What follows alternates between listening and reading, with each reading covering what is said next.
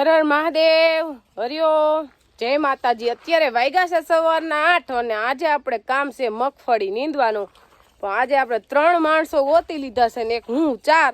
એટલે આપણે જે ઘરની મગફળી ઘરે વાવી ને એ લગભગ આજ હાંજે નીંદાઈ જાય, કારણ કે મોટા મોટા ઝાડવા જ લેવાના છે, બહુ ખડ છે નહીં અને ઝીણું ઝીણું ખડ લેવાનું નથી। ને આપણે કીધું તું કે ગાનું નામ હું રાખવું છે, કંકુ રાખવું કે ગૌરી રાખવું, પણ કોમેન્ટ પ્રમાણે ઝાઝા મત આવ્યા હે ગૌરીમાં।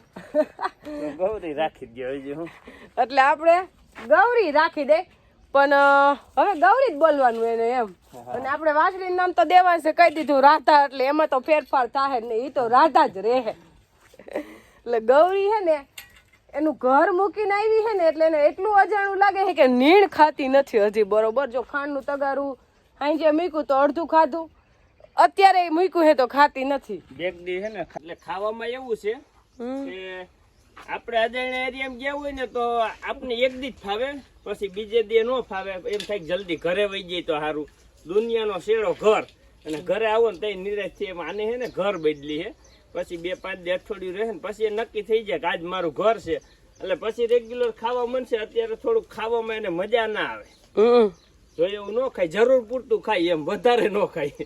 એટલે જો અત્યારે આપણે ખોળ પલાળી મૂક્યો, હાંજે આપણે લોટ, હાંજે આપણે ઘૂસું ખોળ ને કપાસિયા પલાળી તો પપ્પા કે ઈ નહીં ખાય, અત્યારે લકરો ખોળ પલાળી તોય નથી ખાતી, એટલે એને મળું ભાવતું નથી, અજાણ્યું પડે છે, જો મોઢા મારે છે। અને હજી વ્યાણેલ તાજું છે ને, એટલે એમને ખોળ નથી દેવો, પલાળીને દેવો છે એમ। અને એક તો એને રાતા આઘી નો જ આવી જોઈએ, એ આખી જાય તો નીણે ન ખાય, કાંઈ ન ખાય, એવું હોય ને વાસળીનો હેડો હે। પણ એક જોતા ગમે એ ગાયને વાસળીનો હેડો હોય ને, એને તમારે દોવી હેલી, દોવામાં તમે નોંધણું 3 વાર છૂટે ને 3 વાર બાંધો ને તોય પ્રશ્ન ન રહે, પણ વાસડાનો હેડો હોય એ, અને અમારે ગંગાને ખાવાનો હેડો, એટલે એને તમે નોંધણું 1 વાર વારી લ્યો તા તોફા થઈ જાય। આપણે ધુવાણી તો ચાલુ જ કરી દીધી, અત્યારમાં 9 વાગ્યા લગ્યા ચાલુ રહે, ઘડીક થઈને વળી આટલું મારી પાછું કઈક નાખી જાવ ડૂસો, હા, એટલે પાછું હેડગા રાખે એમનો। એટલે લંપી વાયરસ થાય, પણ આપણે નોંધીને મોઢું ન સીવાણું ને એટલા ભાગશાળી છે, અને ફોડલાય નથી નીકળ્યા, ખાલી સેજ એના લક્ષણો બતાવ્યા હે, પગ હોજી ગયો હે, બાકી કઈ પ્રશ્ન નથી। એટલે આપણો નંદીને કઈ વાંધો નથી, હોડ કરવાનો જ છે। પ્રશ્ન બહુ છે આમાં કોમેન્ટમાં કે તમે ગાય લીધી તો તમે બંદોબસ્તમાં આવી જાઓ, ક્યાંય જવા હે નહીં, પણ અમે હજી અમારે હરખી સુવિધા નથી ગાયું બાંધવાની, ગાયું હજી અમે લેવાના છે ને પછી માણસો રાખી લે, કારણ કે જવા આવવાનું બંધ ન કરવાનું, આપણી જિંદગી આપણે જીવવાની છે ને, હજી અમે ગયા આવ્યા જેવડા છે કે ગાયું આયોજન થી બધું કરવું પડે, એટલે ગાયું લઈને અહીંયા બંધાઈ જાય એવું અમે કઈ કરશું જ નહીં, અમે ફરશું જ। અને હવે જ અમારી પાસે ફરવાની તક આવી છે, અમારા લગ્નનું 15 વર્ષ હાલે છે, 15 અમે ક્યાંય ફરવા નથી ગયા, એમ કે પેશી હવે 5 દી ફરી હવે ફરવાનું છે, હવે ફરવાની તક આવી, એટલે કે ગાયું બાંધાઈ ન જાવ, પછી જાજી ગાયું છે એટલે આપણે માણસો રાખી લેવું, ગાયું રાખવી છે અને ફરવું છે, ગાયું તો બંધા છે, આયોજન થી કામ કરવું પડે। હા, બધું એ રીતનું બાંધવાની સગવડ ને કુસો રાખવો, લીલું બધું યાર તૈયારી કરવી પડે ને, એમ તૈયારી હોવી જોઈએ। એટલે આવતા વર્ષે જો ભોળિયાનાથની દયા હશે તો બધું થઈ જાય, તો સેટિંગ થઈ જાય તો ગાયું લઈ લેવું। જો અત્યારે આપણે કામ ચાલુ છે મગફળી નીંદવાનું, અને આપણે આવી ગયા છીએ ચા પાવા, એટલે ચા પાણી પીવાઈ ગયો છે ને, નૈનાની વર્ગી ગયા પાછા નીંદવા, અને મગફળી તો આપણી મીનાક્ષી કાંઈ ઘટે નહીં એવી જમાવટ લઈ ગઈ છે, અસલ માપની છે, આમ બહુ અતિ વધી નથી ગઈ અને હાવ ઝીંકી નથી એમ। અને હજી આપણે દવા આમ તો એક જ ફરે મારી છે, અને હવે બીજી ફરે મારવાની છે, એટલે ખડ કેવું છે નૈના? ખડ બહુ આમાં નથી, ખડ આપણે ઓમાં છે જી છે રાઘવ દવારામાં, ઓ એમાં છે, તો એમાં આપણે ખડની દવા મારી દીધી છે, અઠવાડિયામાં એ ચોખ્ખું થઈ જાય, પછી એમાં મોટું મોટું ખડ છે ને એ આપણે નીંદી નાખશું ને, આ માંડવી આપણે અંદાજે 30 થી 35 મણ તો આરામથી વીઘે થાય। જોઈ લીધી તે ઉપાડી? હા, મને ખબર છે, એથી ઓછી નહીં થાય, અમે ટાર્ગેટ હંમેશા ઊંચો જ રખાય, એ વાત સાચી। અને એકલા નીંદવાનું છે ને હવે મને કંટાળો આવે, એટલે મેં કીધું માણસો ગોતી દો તો આપણે નીંદવું છે ને, આપણે ઘેરે બેઠા તમારે આઈ રહે। વાત નથી કરવા ના ના વાત તો કોઈ દી કરવાનું જ ન હોય તો હાલે જ નહીં. ભાઈ એક જણા હોય તો એક દીમાં કામ પતી જાય અને એકલા એકલા કંટાળો ન આવે. કંટાળો આવે ને કામ પાછું મારે બીજી ભાગદોડ વધી જાય એટલે થાકી જાઉં છું. મતલબ ગાયનું કામ કરવું, વાહિંદુ કરવું, વળી ઘરે સાઈસ નો વારો હોય તો સાઈસ કરીને આવી, કપડાં ધોઈને આવવા, અને વળી પછી આખો દિવસ અહીંયા કામ કરવું, વળી પાછું ગાયનું તો કામ આપણે હોય જ. એટલે ખડ એટલું બધું કઈ છે નહીં. આ જાય તો મન થાય. બસ એક દીનું છે એટલે કઈ વાંધો નહીં, હા નીકળી જાય. મોટું મોટું જ ખડ છે, ઝીણું તો કઈ છે નહીં.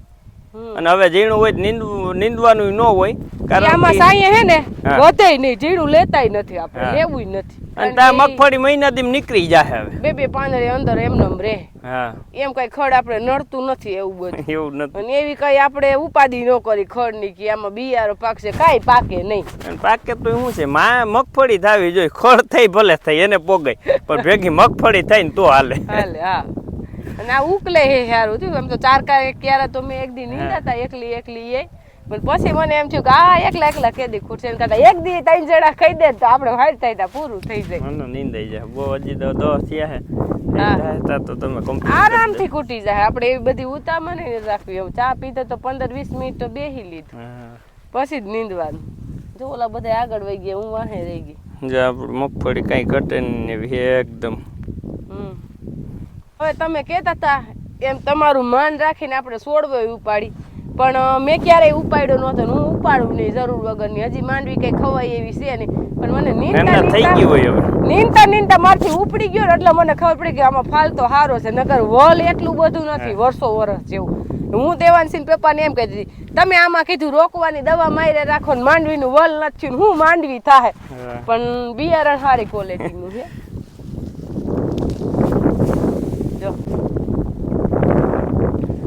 મગફળીમાં ફાલ આપણો કઈ ઘટે એમ નથી. આપણે પૂરો મોટો છોડવો તો ઉપાડ્યો નથી, ખાલી એટલો ઉપાડ્યો છે.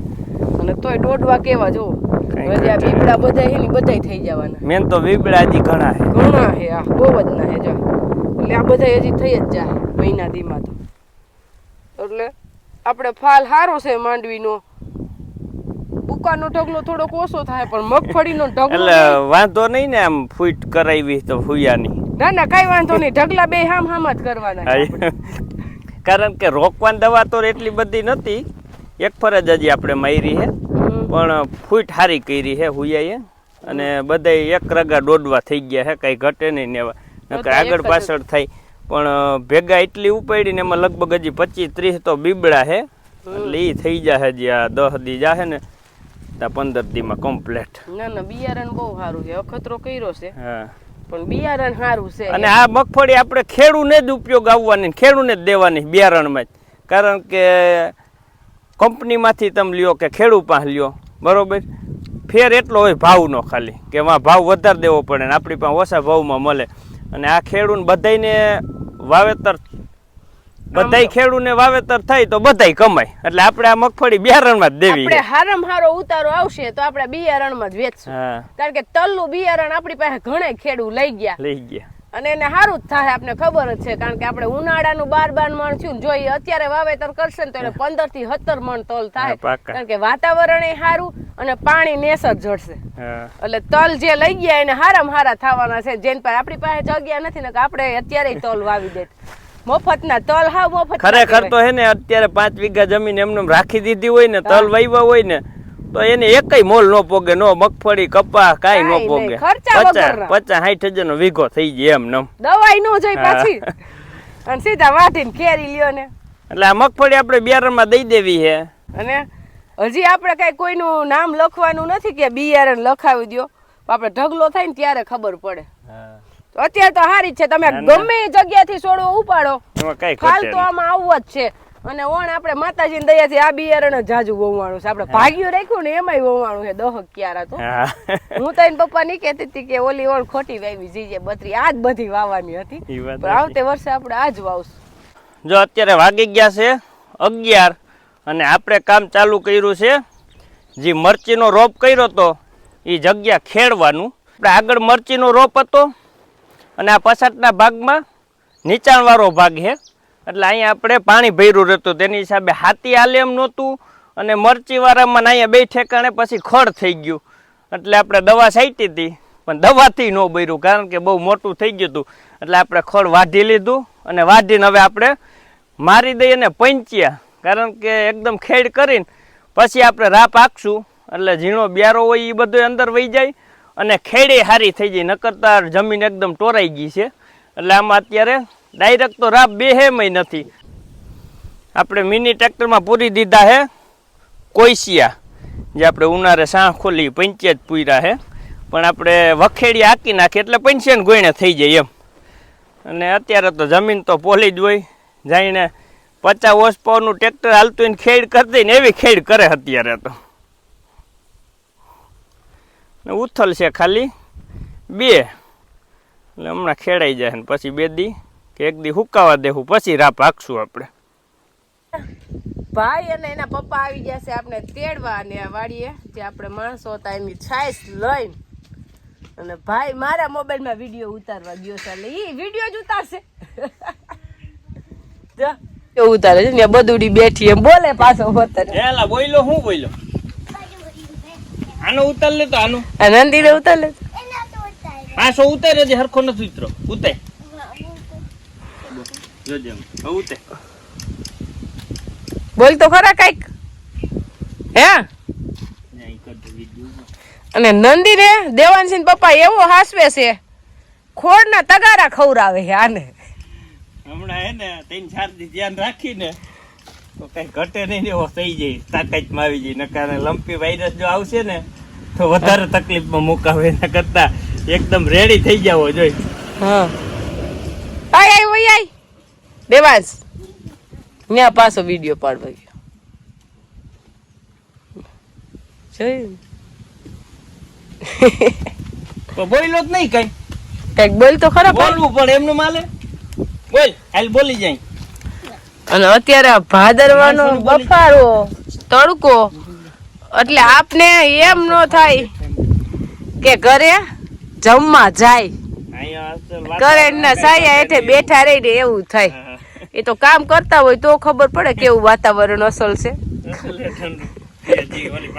ગરમી હોય, ગરમી નથી ના. થોડોક અત્યારે તડકો આવે 11:30 પછી 10 વાગ્યા લગન સારું હોય વાતાવરણ એકદમ ચોખ્ખું. એટલે તો કોઈ કામ કરતા હોય ખબર કેવો બફારો હે, કેવો પવન છે. અહીંયા તો કરંટ ના સાયા હેઠે તો ટાઢો જ પવન અસલ, આમ મજા આવે ને દેવાસ. હે કા સાયો એવો અસલ ઘે ઘૂર થઈ ગયો હે મસ્તીનો. આપણે નીંદવાનું કામ હતું, એટલે નીંદવાનું તો એમ હતું કે પૂરું થઈ જાહે, પણ રહી ગયું.